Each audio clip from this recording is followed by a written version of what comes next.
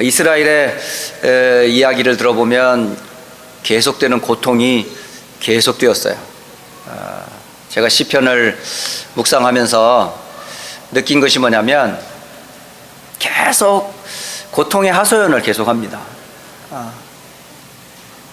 개인적으로도 그렇고 또 국가적으로도 그렇고 심지어는 후손들에게까지. 그래서 이스라엘의 역사는 한마디로 고난의 역사예요. 고난의 역사. 그 증거를 오늘 제가 시편 44편을 보면서 광야를 지나는 동안에 모세의 지도와 방향을 거부하고 일어섰던 반란을 일으켰던 주동자 한 사람이 있어요. 그 주동자가 누구냐면 고라라고 하는 사람이에요. 결국은 그 반란자 이 고라는 그 주동했던 사람들이 광야에서 다 죽거든요. 그리고 그의 후손들조차도 하나님의 성회에 들어오지 못할 것이라고 했었어요. 그 중에 그 부모와 그 주동자의 대열에 서지 않고 고라 자손에 속해 있지만은 반대편에 모세와 그 전도 선교의 대열에 섰던 그 한 몇몇 남은 자들이 있었어요. 이 남은 자들이 본 거예요. 출애굽의 과정을 보았고 광야에서 하나님이 어떻게 인도하셨고 또 가나안 땅을 정복하고 왕을 세우고 이스라엘을 지배하고 하나님의 영광을 드러냈던 그 과정들을 쭉 전반부의 얘기예요. 시편 44편에 전반부 그렇게 얘기를 합니다. 그러다가 후반부에 넘어가면서 이 이스라엘 백성들이 지금 고통을 당해요. 이방인에게 팔리고 또 그 팔리는 몸값이 그야말로 값을 치르지도 못할 정도로 아주 싼 값에, 그러니까 사람 노예로 팔려간다는 얘기예요. 그래서 노예로 팔려가는 그 모습, 그리고 그곳에서 수치를 당하고 고통을 당하고 어려움을 당하는 이야기가 쭉 이야기를 해요. 그러면서 아주 중요한 고백을 하더라고요. 비록 이렇다 할지라도 나는 주와 그의 언약을 잊지 않겠습니다.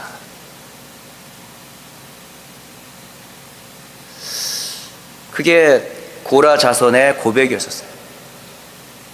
우리는 큰 축복을 받을 때는 하나님께 영광, 그리스도, 교회, 여러 가지 사역을 기쁨으로 한다고 해요.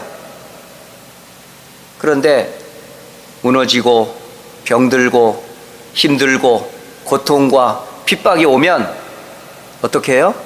도망가요. 옛날에 하나님께 영광 돌렸던 거 어디 갔고 다 불신앙으로 빠뜨려버리고 이러거든요. 진짜 신앙인은 응답이 올 때나 응답이 없을 때나 늘 동일해야 될 게 하나가 있어요. 그게 뭔지 아시죠? 주를 섬기는 것과 그의 언약을 잊지 않는 거예요. 그거를 사도행전 제가 20장 바울이 에베소 사역을 마치고 떠나면서 그 교회 중요한 일꾼들, 제자들을 불러 모아놓고 설교했던 내용이 지난주 지도자에 대한 메시지를 전하면서 사도 바울이 전달했던 내용이 사도행전 20장의 말씀입니다. 그 20장에서 사도 바울은 아시아에 들어온 첫날부터 지금 에베소 교회를 떠나는 그 순간까지 3년 동안 눈물을 흘리며 가르쳤던 게 있어요. 그 첫 번째 가르쳤던 게 뭐냐면 주를 섬기는 것이 뭔지, 올바른 신앙이 뭔지를 가르쳤어요. 하나님을 제대로 섬기는 게 뭔지, 그거를 장로들에게 또는 성도들에게, 제자들에게 내가 3년 동안 눈물과 겸손으로 유대인의 많은 관계를 참고 견딘 그 주를 섬긴 것을 너희들도 알았으면 좋겠다.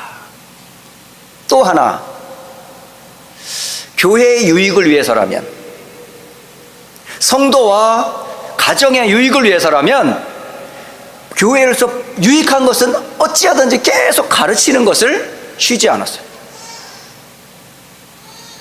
틀린 길을 가는데 말해주지 않으면 안 되잖아요. 말해줘야 되잖아요. 그리고 축복이 있는데 축복을 놓치고 살아가는 사람들에게 축복된 메시지를 줘야 되잖아요.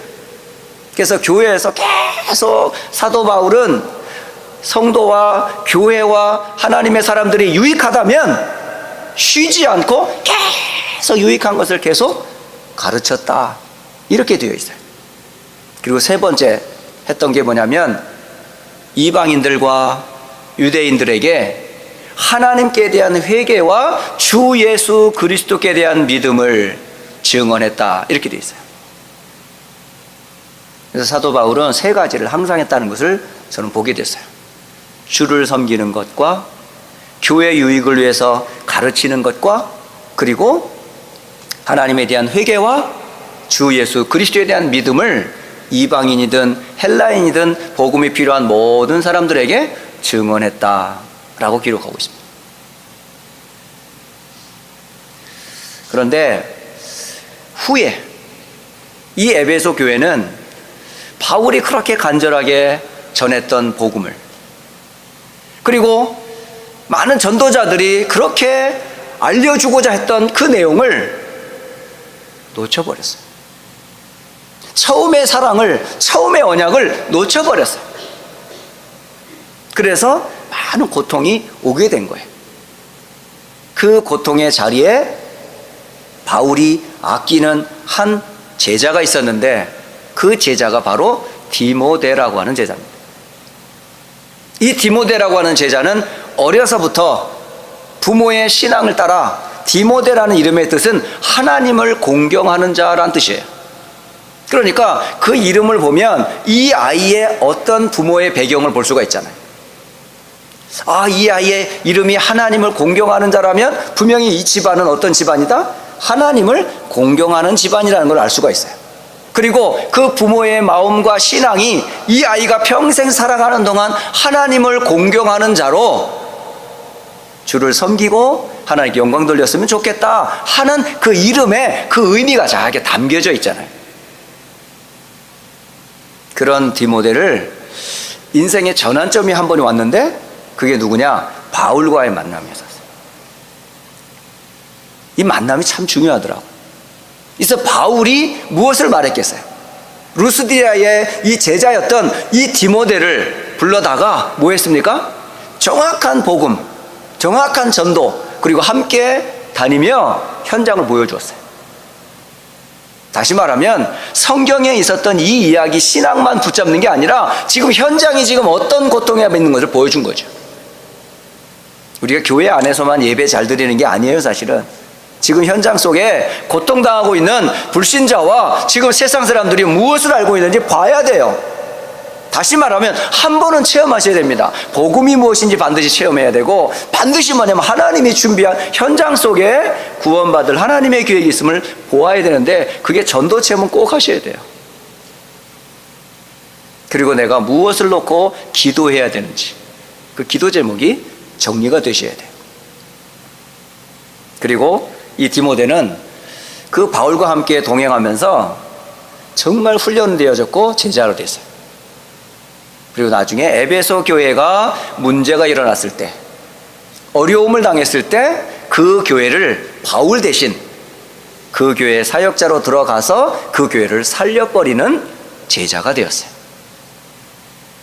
오늘 저는 이 디모데를 가만히 보면서 누구나 다 이런 인생의 여정, 언약의 여정이 다 있지 않겠냐. 어떤 여정? 구원의 복음을 모르고 살던 시절이 있었지 않았어요? 하나님도 몰라요. 예수를 내가 왜 믿으는지도 몰라요. 교회는 왜 다니는지도 몰라요. 성경이 무슨 책인지도 몰라요. 영적인 사실도 몰라요. 천국과 지옥이 있음도 몰라요. 아무것도 몰라던 시절이 분명히 있었을 거예요. 그런데 어느 날 인생의 전환점이 한 번에 왔는데, 만남의 축복을 통해 내가 왜 이렇게 고통을 당하고 왜 이렇게 힘들었는지, 돈이 아무리 많고 지식이 아무리 많고 아무리 세상적인 것이 갖고 있다 할지라도 나는 죄인이구나. 어떤 죄인? 하나님 앞에 죄인이구나. 하나님의 진노를 피할 수 없는 죄인이구나. 사탄의 함정에 빠져 나, 돈, 성공, 밖에 모르던 운명이 묶인 자였구나.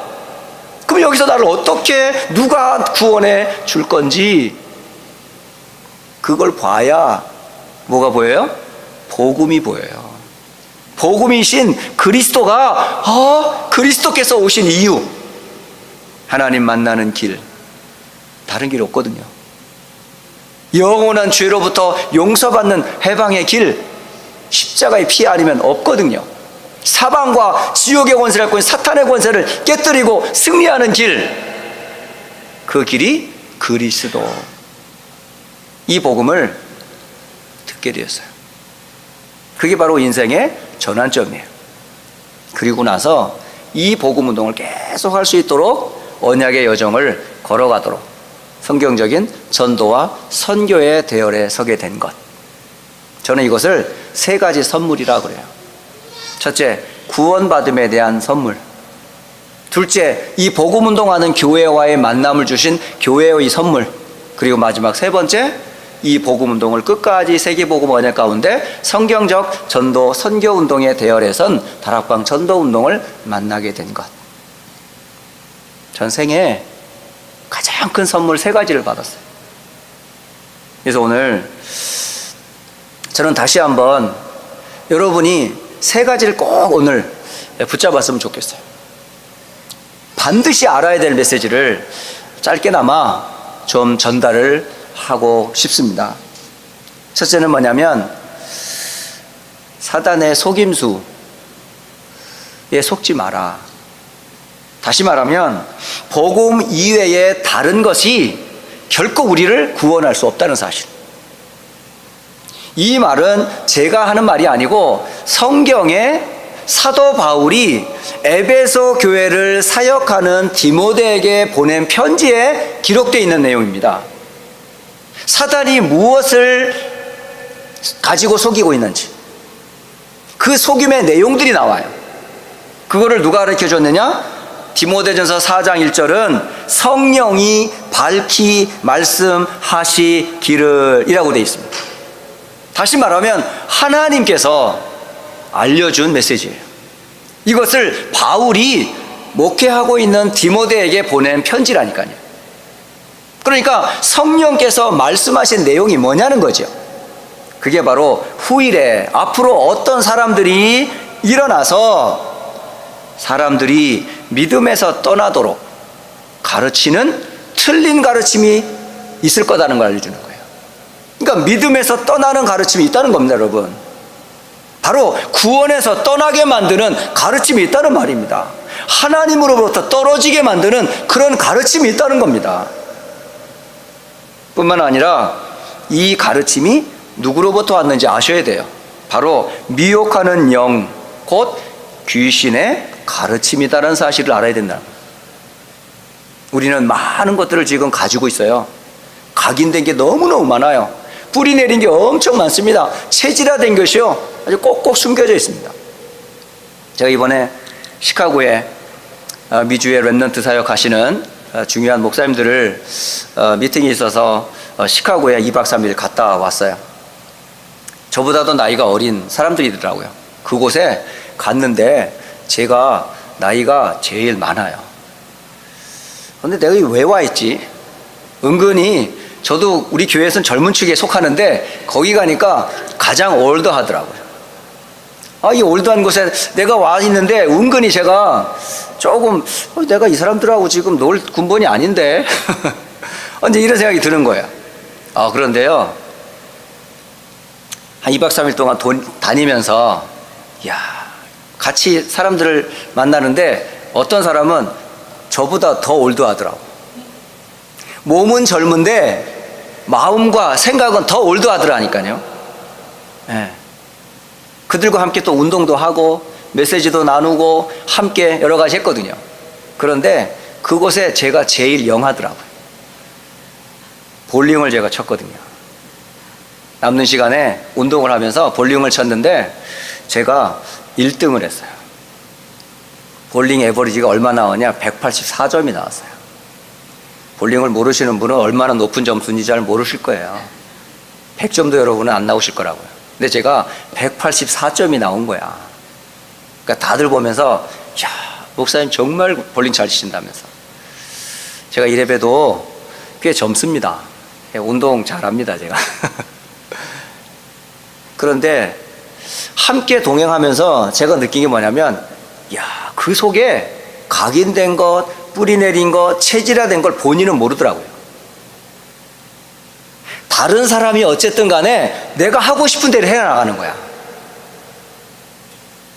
그래서 그걸 보면서 젊은 사람이 꽤나 각인되고 뿌리 내리고 체질화된 게 은근히 강하구나. 근데 이 가르침이 어디서 왔을까요? 하나님 떠난 나 중심에서 온 거예요. 하나님 없는 나 중심에서 온 거예요. 다른 사람보다 나. 영적인 것보다는 육신적인 것, 물질, 돈, 육신, 눈에 보이는 것, 이런 틀린 가르침들이 어려서부터 교회 안에 있지만도 자신도 모르게 뿌리 내려져 있는 것들이 참 많습니다. 참 많습니다. 예수님 당시에도 이렇게 잘못 각인되고 뿌리 내려지고 체질화된 것들을 성경은 말씀을 주고 계세요. 그게 바로 마태복음 16장 5절로 12절에 보면 예수님이 그것을 무엇이라고 표현을 하냐면 바리새인의 누룩과 사두개인의 누룩을 주의하라, 이렇게 말씀하세요. 다시 말하면 바리새인들이 가르치는 것이 바로 뭐냐면 구원을 받으려면 말씀으로 지켜야 한다는 거예요. 다시 말하면 율법을 준수해야 구원을 받는다는 거예요. 구원받는 방법이 믿음이 아닌 거예요. 뭐지요? 행위예요. 네 노력으로 구원받아야 돼 라고 하는 주의예요. 또 하나, 사두개인의 누룩을 주의해라. 이 사람들 완전 현실주의자입니다. 그러니까 참된 구원이 뭐냐? 이 땅에서 부귀, 영화 누리는 게 구원이라는 거예요. 영적인 건 잘 모르고 천사의 부활도, 죽은 자의 부활도 믿지 않으니까 이 사람들은. 오직 이 사람들의 구원은 뭐죠? 이 땅에서 높은 자리, 성공하는 게 그들에게는 뭐가 돼 있어요? 최고의 가르침이고 목표예요. 이 사람들이 가르치는 내용들을 보면 이스라엘 사람들이 어떤 속임수에 빠져 있는지를 알 수가 있어요. 가이사랴 빌립보 지방에 이르러 예수님께서 제자들을 모아놓고 질문하시잖아요. 질문할 때에 어떤 질문을 하셨어요? 세상 사람들이 나를 누구라고 하느냐라는 질문을 합니다. 그때에 많은 사람들이 하는 얘기 중에 어떤 사람은 세례요한, 어떤 사람은 엘리야, 어떤 사람은 예레미야, 어떤 사람은 선지자 중에 한 사람이라고 대답을 해요.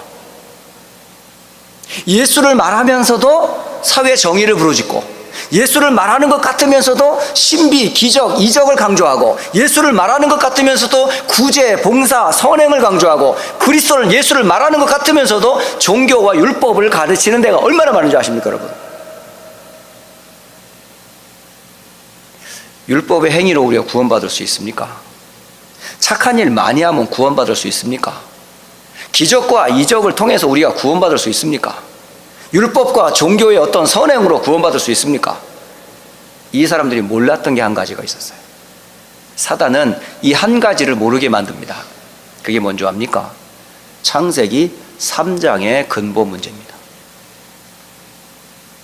바리새인들이 모르는 것, 종교인들이 모르는 것, 지금도 수많은 지식인들이 모르는 것이 있어요. 그게 뭔지 아세요? 인간의 근원적인 문제를 몰라요. 창세기 3장으로부터 시작했던 이 땅의 근원적인 문제, 사탄으로부터 시작되었던 그 유혹으로 인해 온 문제, 그 결과로 모든 사람이 죄 가운데 빠진 것과 하나님을 떠나 모든 사람이 허물과 죄로 죽었다는 사실. 그 죽은 자가 율법을 지켜요? 그 죽은 자가 선행을 해요? 그 죽은 자가 종교 생활을 해요? 그 죽은 자가 결국은 뭘 할 수 있어요? 다시 말하면 생명 없이 교회 생활하는 사람 많습니다. 그러면서 사회운동하고, 그러면서 종교, 율법, 구제, 봉사하는 사람 많습니다. 저는 한때 대학 때 사회운동하는 선배를 만났어요. 신앙생활 참 잘하던 선배였고 저에게는 롤 모델이었거든요. 그런데 어느 날 이 선배가 사회운동하더라고요. 당장 예수 믿어 구원받는 것보다 빵이 더 필요했던 거예요. 잘못된 정치를 지적하고 국가를 대적하는 그런 데모를 하기 시작했어요. 잠시 후에 이 선배가 또 어디로 가는가 봤더니 정말 창녀들이 모이는 곳, 버림받은 사람들이 있는 그런 빈민촌에 가서 일하더라고요. 그래서 자기는 앞으로 목수가 될 거라는 거야. 왜? 예수님이 목수였잖아면서. 그러면서 자기의 목표는 목수가 되는 거야. 그러니까 예수님을 겉으로 본 거죠. 그러면서 그 창녀들과 그 빈민들과 거린들에게 수고하며 봉사를 하고 있더라고요. 전 또 그래서 제게 모델이었기 때문에 또 그를 따라서 그렇게 했어요. 그것도 아닌 거예요. 어느 날 보더니 이 선배가 완전히 돌변해가지고 하나님도 믿지 않고 예수도 믿지 않는 완전 불신자로 타락해버렸어요. 전 그때 그걸 몰랐습니다. 사회 정의로, 구제와 선행으로, 율법과 종교로 구원받을 수 없는 근본 문제를 나중에서야 알았어요. 다시 말하면 인간은 절대 세 가지 문제 해결 못합니다. 지식으로도, 선행으로도, 철학으로도, 세상의 어떤 힘으로도 해결할 수 없는 세 가지 문제가 있습니다. 그 세 가지 문제가 첫째, 사탄의 문제입니다. 영적 문제입니다. 두 번째, 원죄 문제입니다. 절대 해결 못합니다. 그리고 인간의 힘으로는 하나님을 절대 만날 수 없고 죽음과 지옥에서 벗어날 수 없습니다. 이 문제만 싹 빼뜨리고 좋은 걸 쫙 가리켜요. 그게 신화, 족보, 철학, 지식, 세상의 육신적인 것들 쫙 퍼뜨려요. 그게 교회 안에도 들어와 있어요. 에베소 교회에 그게 들어와 있는 겁니다. 성경 가지고 율법으로 구원받아야 된다고. 사도행전 15장에 보면 유대로부터 어떤 유대인들이 말하기를 너희가 모세의 법대로 할례를 받지 아니하면 능히 구원을 받을 수 없으리라 이렇게 가르쳤어요. 심지어 오늘 디모데전서 4장 오늘 3절과 4절을 보시면 그 얘기 나와요. 혼인을 금하고 이렇게 돼 있어요. 결혼을 반대해요. 또 하나 어떤 음식물은 먹지 마라.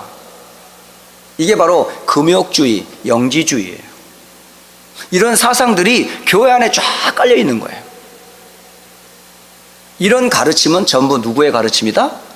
바로 미혹하는 영과 귀신들의 가르침이다. 그런데 그 가르침을 따라가는 자들이 있다는 거예요. 그러면 이 따라가는 자들을 세우는 방법이 뭘까요? 다른 게 없습니다. 따라가는 그 길을 가로막는 것은 그리스도밖에 없습니다. 그리스도를 알아야 영원한 죄, 사탄, 하나님 떠난 문제로부터 해방을 받습니다. 그걸 보고 구원이라고 합니다. 제가 그래서 항상 제게 있어서 제가 28년 동안 하나님 모르고 교회만 다니면서 종교 생활하던 저를 알아요. 그러다 어느 날 제게는 답이 없다는 걸 알았습니다. 복음이란 무엇인가? 너는 도대체 예수를 누구로 알고 믿느냐? 이 질문에 저는 복음이 뭔지도 모릅니다. 내가 왜 예수를 믿는지도 모릅니다. 도대체 예수는 누굽니까? 이 질문에 제 인생이 완전히 바뀌었습니다. 교회 다니는 게 중요한 게 아닙니다, 여러분. 기도 많이 하고 축복받고 응답받는 게 중요한 게 아닙니다, 지금. 믿음의 결국은 영혼의 구원이라. 결국은 구원받지 못하면 아무 소용이 없는 겁니다. 그럼 어떻게 구원받습니까? 어디서? 죄로부터, 마귀로부터, 죽음과 지옥으로부터 구원받으려면 어떻게 해야 됩니까? 신앙으로, 철학으로, 선행으로, 봉사로? 아무 것으로도 구원받을 수 없는데 사탄은 그걸로 구원받는다고 얘기합니다. 너가 율법으로 세상의 것으로 구원받을 수 있어. 이게 마귀가 우리를 구원받지 못하게 만드는 속임수입니다. 그게 교회 안에도 있습니다. 구원받는 길은 하나밖에 없습니다. 성경은 하나만 얘기합니다. 여자의 후손 되시는 그리스도, 이스라엘 430년 애굽에서 해방되시는 피의 주인공 되시는 그리스도, 바벨론 포로에서 해방되는 임마누엘의 그리스도, 그 그리스도가 육신을 입고 오셨는데 그분이 누구라고요? 예수, 그분이 바로 그리스도이십니다. 그 사실을 외치다가 한 스데반 집사님이 순교를 당했어요. 그게 사도행전 7장에 나옵니다. 사도행전 7장에 아브라함으로부터 시작해서 이스라엘 백성들에게 주신 언약, 다윗이 붙잡았던 언약, 이 땅에 육신을 입고 십자가에 죽을 수밖에 없고 부활할 수밖에 없던 그 예수를 전하는데, 그 복음을 들은 이스라엘 백성들은, 율법주의자들은 어떻게 했습니까? 땅에 있는 돌멩이로 스데반을 쳐 죽였습니다. 어쩌면 우리가 그리스도를 모르면 그리스도를 말하는 개인, 그리스도를 말하는 교회를 향해 우리는 돌을 던질 사람들입니다. 여러분, 왜 예수만 말하냐면서. 예수 말고 다른 좋은 것도 많은데 돌은 던지지 않지만 여러분 지식 가지고 던질 겁니다. 여러분 경험 가지고 던질 겁니다. 세상의 명예 가지고 여러분 그리스도를 대적하는 자들이 될 겁니다. 결국 그 돌 맞고 스데반은 죽었지만 그가 가졌던 언약은 변하지 않습니다. 스데반은 죽었지만 스데반의 신앙 고백은 믿는 자들의 신앙 고백이 되었습니다. 그 고백이 오늘날 성경의 안디옥 교회를 세운 것처럼 휴스턴 안디옥 교회는 그 고백 위에 세워진 교회라는 사실을 아셔야 돼요. 다른 이름 없습니다. 구원 얻는 다른 이름 없습니다. 예수 이외에 다른 이름을 우리에게 구원 얻을 수 있도록 주시지 않았습니다. 이거 외에 다른 것을 말했던 사람들 다 저주받았습니다. 구원 얻는 유일한 길 하나밖에 없습니다. 예수밖에 없습니다. 그 예수께서 그리스도로 오셨습니다. 그 그리스도로 우리는 구원을 받게 된 겁니다. 그러면 이 구원받은 성도들이 머무는 곳이 있어요. 그게 어딘지 아세요? 교회입니다, 여러분.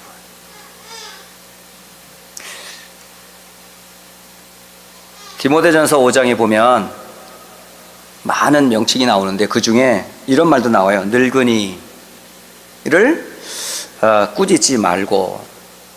제가 이렇게 성경을 이렇게 쭉 보다가 늙은이를 꾸짖지 말라, 이 말을 봤더니요, 조금 외람된 말씀입니다만은 죄송합니다. 개처럼 막 나무라는 것을 보고 꾸짖는다고 해요. 그러니까 개를 막 뭐라 하듯이. 이런 노인들을 그렇게 하면 되겠어요? 그런 사람도 있다는 거예요.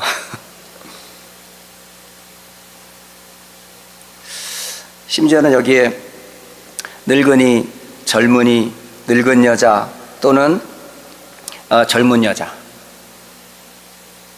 과부, 다스리는 장로, 범죄한 자, 종, 심지어는 주인, 참 다양한 계층의 사람들이 모여요. 이게 교회입니다. 교회는 어떻게 보면 위, 아래, 좌우 없어 보여요. 사회에서는 대우받는 주인이지만 교회에 오면 하인처럼 섬겨야 되니까 어떻게 보면 안 맞을 수가 있어요. 밖에서는 무시당하지만 교회에서는 장로가 되어가지고 섬길 수도 있어요. 그러니까 참 아이러니한 데가 교회입니다. 그러니까 교회가 참 복잡할 수가 있어요. 분명히 말씀드리지만 이 땅의 교회는, 완전한 교회는 하나도 없습니다. 그러면 그 교회가 참된 교회냐 참되지 않은 교회냐를 알 수 있는 기준, 표지는 뭘까요? 이 교회가 정말 이 세 가지를 집행하면 그 교회는 참교회라고 말할 수 있어요. 하나님이 인정하는 교회라고 말할 수 있어요. 그 세 가지 기준이 뭐냐? 첫째, 복음의 말씀의 선포가 있는 교회. 언제든지 교회는 복음을 선포하는 교회여야 된다. 그리스도를 말하는 교회가 참교회의 첫째 표지입니다. 성경은 창세기로부터 요한계시록 이르기까지 하나님의 사람들을 세워서 심지어는 교회를 세우고 전도자를 세우고 선교사를 세우고 심지어 죽음의 위기와 핍박 앞에서도 마지막까지 전했던 게 뭔지 아십니까? 한 가지였습니다. 바로 그리스도의 복음이 있었습니다. 바로 교회는 이 복음을 위해 세워졌다는 사실. 참교회의 첫 표지가 뭐냐? 참된 복음의 선포입니다. 두 번째 표지가 뭐냐면 교회는 항상 이것을 행해야 됩니다. 그게 바로 종교개혁의 사상이고 요한 칼빈은 바로 그 교회가 행해야 될 꼭 한 가지가 있는데 그게 바로 성례의 집행이라고 합니다. 바로 성례의 집행이라는 말은 무슨 말이냐면 세례와 성찬을 항상 해야 된다는 거죠. 이 세례와 성찬은 그리스도의 죽으심과 그 부활하심을 항상 알리기 위하여 세례와 성찬을 집행하는 것이 바로 교회여야 된다는 거죠. 이거를 초기에 요한 칼빈은 복음의 말씀의 선포, 그리고 세례와 성찬을 합한 말인 성례의 집행, 그리고 또 하나가 있었는데 그게 바로 권징이라는 겁니다. 바로 칠이라는 겁니다. 순수한 이 복음을 계속 전하려면 그렇게 어지럽히는 사람들을 가만 놔두면 안 된다는 거예요. 그래서 교회 안에는 뭐가 있어야 돼요? 권징, 곧 칠이가 있는 거예요. 그 잘못한 사람은 잘 되도록, 그 잘못을 회개하면 그 사람을 다시 용서해서 다시 돌아오도록, 그래서 바른 복음 운동을 계속 할 수 있도록, 그래서 교회 안에는 권징, 곧 칠이도 있는 겁니다. 그래서 교회 안에 혹시 많은 분들이 교회는 사랑만 얘기한다고 말하면 안 됩니다. 교회는 두 가지가 있어요.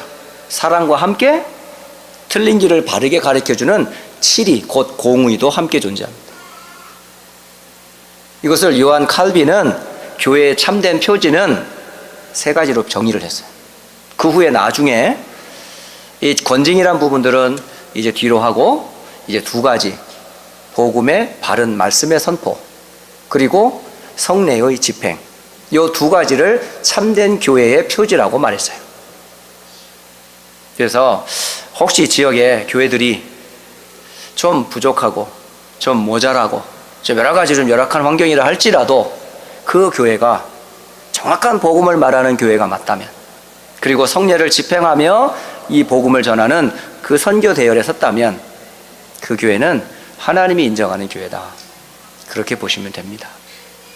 저는 개인적으로 휴스턴 안디옥 교회가 늘 가야 될 방향과 내용을 세 교회에서 저는 찾았어요.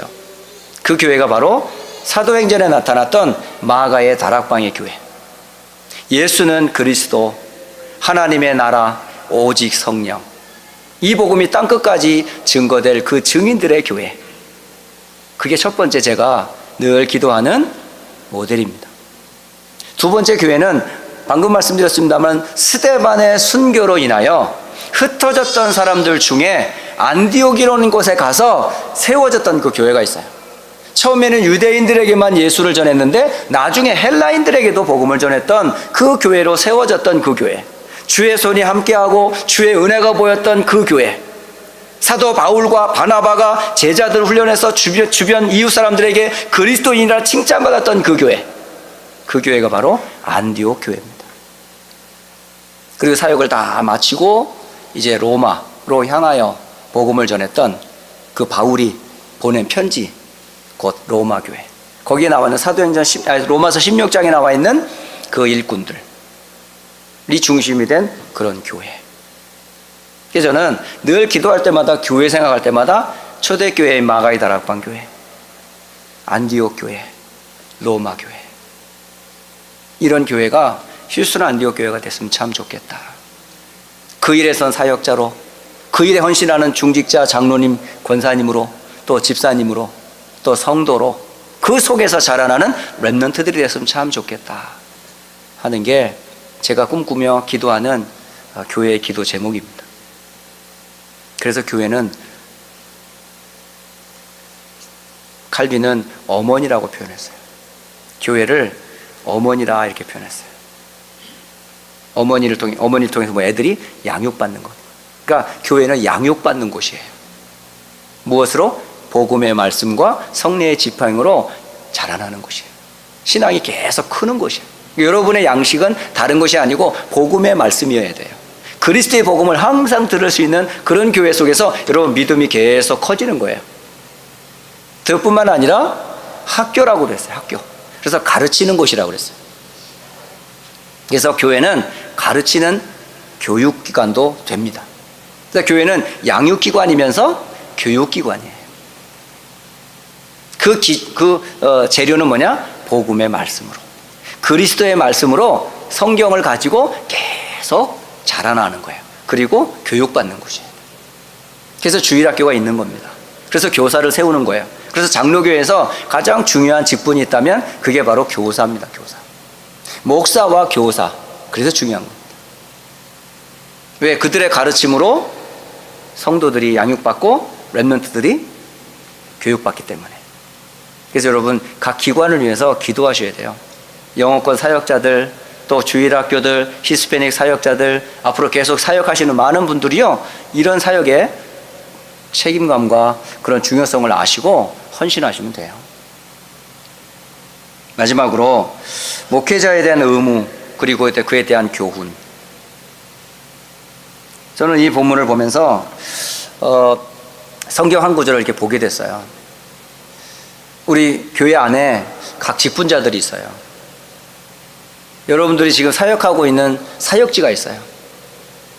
그 사역지에 헌신하는 사역자들에게 바울이 뭐라고 표현했는지 저는 보면서 참 멋있다는 것을 보게 됐어요. 한번 성경 한번 잠깐 보겠습니다. 6장 11절. 여러분이 이런 호칭을 좀 들었으면 좋겠어요. 디모데전서 6장 11절에 바울은 디모데에게 이렇게 표현을 해요. 오직 너 하나님의 사람아. 이런 표현을 합니다. 여러분, 하나님의 사람아, 이 말은 무슨 말이죠? 세상을 섬기는 자가 아니라 하나님을 섬기는 하나님의 일꾼이라는 뜻입니다. 이 하나님의 사람이라는 이 단어를 쓴 두 사람이 있었는데, 그 첫 번째 사람이 열왕기하 1장 9절에 보면 엘리야를 향하여 하나님의 사람 이렇게 불렀어요. 그리고 열왕기하 4장 40절로 42절에 보면 엘리사를 부를 때 하나님의 사람이라고 불렀어요. 이 하나님의 사람이라는 이름을 바울은 디모데를 부를 때 오직 너 하나님의 사람아 이렇게 부른 거예요. 참 멋있지 않습니까? 그러니까 바울이 디모데를 볼 때 너는 하나님의 사람이다. 세상을 섬기는 사람이 아니고 하나님을 섬기는 참된 일꾼이구나 라고 칭찬을 받았던 사람이 디모데였었어요. 그러면 이 하나님의 사람, 정말 세상을 쫓지 않고 하나님의 영광을 위해 헌신하는 사람들이 꼭 붙잡아야 될 것 세 가지, 그걸 제가 결론으로 말씀을 드리고 말씀을 맺을까 합니다. 첫째가 뭐냐면 피할 것. 하나님의 사람들이 피할 건 뭘까요? 그 첫째가 피할 것이 뭐냐면 디모데전서 6장 10절을 보시면 이렇게 기록이 되어 있어요. 돈을 사랑함이 일만악의 뿌리가 되나니 이것을 탐내는 자들은 미혹을 받아 믿음에서 떠나 많은 근심으로써 자기를 찔렀도다.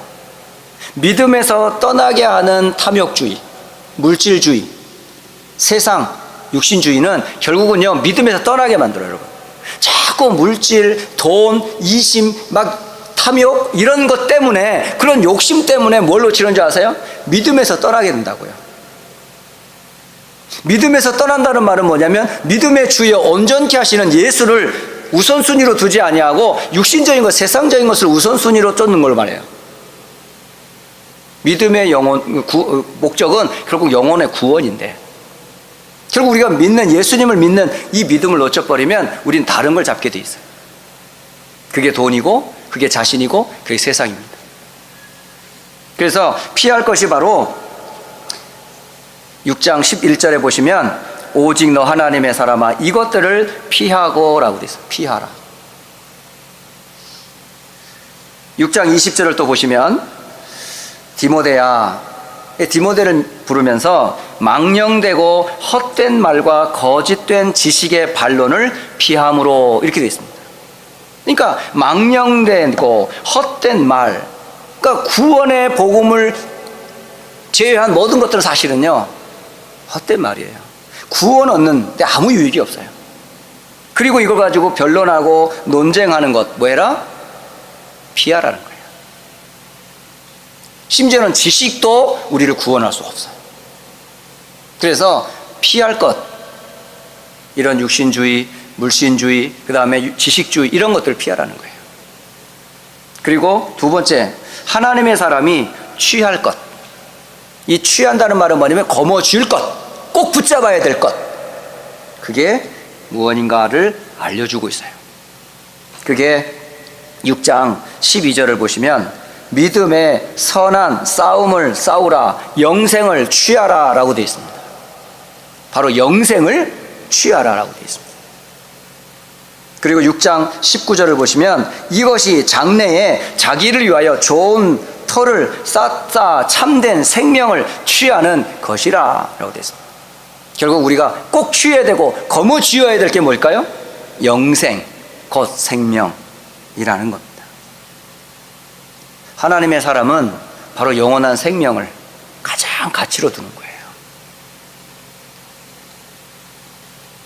그래서 믿음의 선한 싸움을 싸우라라고 하는 거죠. 사도 바울은 이 표현을 하면서 이 군사들이 전쟁터에서 싸움을 하잖아요. 그러면 싸우면 뭐가 있어요? 이기면 그 많은 전리품들을 얻게 되는 것처럼, 심지어는 로마 시대는 이 검투사들이 검투장에서 막 싸웁니다. 생명 걸고 싸워요. 그리고 검투사들이 싸워서 한 사람을 죽여요. 그리고 거기에 우승자들에게 뭐가 있어요? 상이 따라요. 와 같이 하나님의 사람들은 최고의 상급이 뭐다? 전쟁터에서 얻는 전리품이 아니고 검투사가 승리해서 얻어내는 그 상이 아니라 믿는 자, 하나님의 사람들의 믿음의 사람들, 하나님의 사람들이 취하고 거머쥘 것 하나다. 그게 뭐라고요? 영생이다. 구원이라는 거예요. 이것을 취하라는, 거머쥐라는 거야. 여러분이 믿음의 선한 싸움의 결과가 뭔지 아십니까? 영원한 영생을 받게 됩니다. 그게 사는 날 동안 이걸 보고 언약의 여정을 걸어가는 거라 그러는 거예요. 그리고 마지막 세 번째, 하나님의 사람이 소중히 할 것. 첫째는 피할 것, 둘째는 취할 것, 셋째는 소중히 여길 것. 이게 뭘까요? 얼마나 소중하길래 사도 바울은 디모데에게 세 말을 앞에 설명을 했어요. 무엇이 이렇게 중요하길래, 무엇이 이렇게 소중하길래 사도 바울은 디모데 전서 6장 13절과 14절에 중요한 사역을 앞두고 이 말을 해요. 얼마나 중요하길래, 얼마나 소중하길래.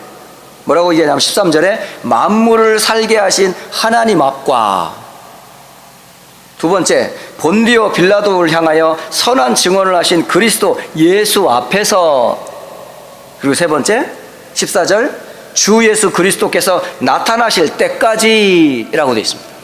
그러니까 하나님 앞과 주 예수 그리스도 앞과 주의 다시 오실 재림 앞에 네가 가장 소중하게 해야 될 게 뭔지 아냐, 이러면서 그 소중한 게 다른 것이 아니고 바로 교회를 얘기하는 겁니다. 지금 사도 바울이 사랑하는 아들, 동역자, 주와 함께 일하는 일꾼인 바로 디모데에게 이런 말을 써가면서 지금 네가 하고 있는 그 에베소 교회의 사역이 그만큼 소중하다는 거죠. 여러분, 지금 여러분이 몸을 담고 있고 사역하고 있고 헌신하는 그 교회가 얼마나 소중한지 압니까? 제가 오늘 어느 한 성도님한테 글을 써드렸어요. 그분이 늘 기도를 하시는 분이에요. 교회를 위해서 헌신하시는 분이에요. 그분이 옛날 그러시더라고요. 목사님, 혹시 붓글씨로 저희 집안에 혹시 쓸 말씀 있으면 붓글씨로 써서 주시면 참 좋겠습니다. 그러면 저희 집안에 가보로 자손들에게 대대로 남기겠습니다. 이러시더라고요. 가보로 남길 정도, 물론 가보 이상이죠. 하나님 말씀은 뭐 영원한 약속이니까요. 계속 기도하면서 이 가정과 이 후손들에게 어떤 말씀으로 조금 도움이 될까 하다가 제가 디모데전서에서 그 딱 말씀을 찾은 거예요. 그게 디모데전서 3장 15절에 나와 있어요. 이 집은 살아계신 하나님의 교회요 진리와 기둥의 터니라.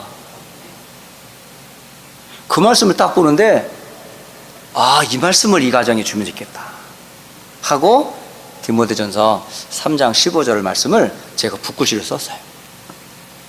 썼는데 잘 썼어요. 제가 갖고 싶을 정도로 잘 썼어요.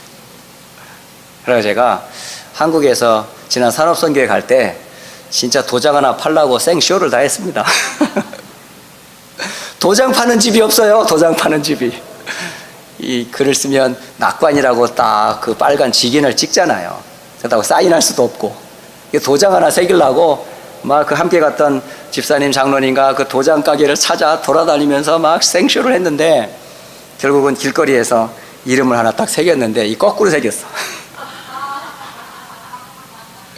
그래도 기념이니까 거꾸로 새긴 도장을 찍고 이번에 또 세계 랩런트 대회 때 제가 섬기는 목사님한테 목사님 저에게 호 하나만 좀 지어주시죠.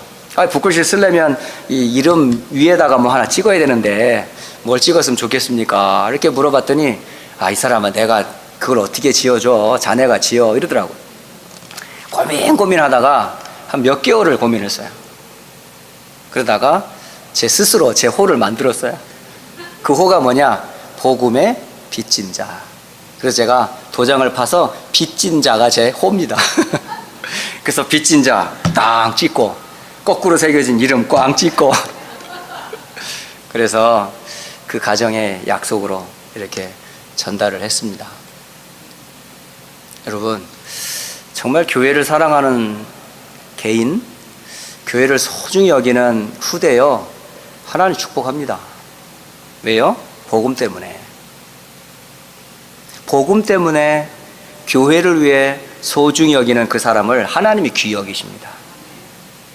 구원받은 건 말할 것도 없고 이 땅에서 그 영광을 이 가정을 통해 그 후대를 통해 또 여러분의 삶을 통해 하나님이 하십니다. 그래서 여러분, 여러분의 인생에서 가장 소중히 여길 것 뭐가 되어야 되겠어요? 교회였고 또 하나 소중히 여길 것이 있어요. 그게 바로 직분입니다. 여러분, 목사로, 집사로, 장로로, 권사로 직분 받은 것에 대한 여러분 진짜 소중히 여기세요. 그거 하나님이 주신 겁니다. 그래서 사도행전 20장 24절에 성령께서 그리스도의 피로 값주어 준 이 교회를 치리하도록 감독자로 직분을 주셨다는 거예요. 여러분 소중히 자신이 갖고 있는 직분을 소중히 여기지 않아 버리면 그 주신 분을 어떻게 하는 거죠? 먹칠하는 거예요, 얼굴에. 여러분이 집사다. 뭐야 이거? 이 집사의 명예를 누가 주셨어요? 하나님이 주셨어요. 목사의, 장로의, 권사의, 교회 안팎의 교사의 각 직분자들은 무엇이에요? 하나님이 세운 거예요. 여러분 그런 교회의 중요성과 직분의 가치를 여러분 소중히 여기세요. 그리고 헌신하세요. 기쁨으로 하세요. 받은 구원 생각하면 우리가 뭘 못하겠어요. 저는 늘 고백합니다. 목사로서 교회 안팎에 헌신하는 거 하나도 저는 안 힘들다. 왜? 구원 받았는데. 받은 구원만 생각하면 내가 교회에서 할 일이 있다면 뭐든지 하겠다. 요즘 성도들이 막 말립니다. 그만 좀 하라고. 그래도 막 하고 싶어요. 왜? 내 교회니까. 주님의 교회니까. 주님의 교회를 위해서 뭔들 못하겠어요. 그런 마음으로 교회를 섬기세요. 헌신하세요. 기쁨으로 하세요. 왜? 하나님은 그게 기쁘시게 하는 거니까. 한 주간 디모데 전서 1장에서부터 6장까지 다시 한번 여러분 쭉 묵상하시면서 정말 꼭 붙잡아야 될 나의 언약, 꼭 붙잡아야 될 나의 비전, 꼭 붙잡아야 될 나의 꿈, 꼭 붙잡아야 될 나의 이미지, 그리고 꼭 붙잡아야 될 나의 실천, 한번 디모데 전서에서 한번 정리하는 한 주간이 되시기를 주의 이름으로 축복합니다. 기도하겠습니다. 하나님, 오늘 귀한 말씀 주신 것 참 감사합니다. 그리스도 이외에는 구원 얻을 다른 이름이 없습니다. 사단이 속인 수많은 좋은 것들이 우리를 결코 죄로부터, 마귀로부터, 죽음과 지옥으로부터 건져낼 수 없는 것임을 압니다. 오직 우리가 구원받는 이름은 예수 이외에는 다른 이름이 없음을 다시 한번 고백합니다. 이 일을 위하여 하나님이 교회를 세우셨고, 세운 이 교회를 통하여 땅끝까지 복음 전하도록 귀한 직분과 사명을 주셨습니다. 하나님, 휴스턴 안디옥 교회가 정말 하나님의 영광을 드러내는 교회로, 또 우리 각 직분과 사역자들이 주신 구원과 그 직분과 축복을 알고 현장과 미래를 살릴 증인으로 서도록 축복해 주옵소서. 우리를 구원하신 예수님 이름으로 기도합니다. 아멘.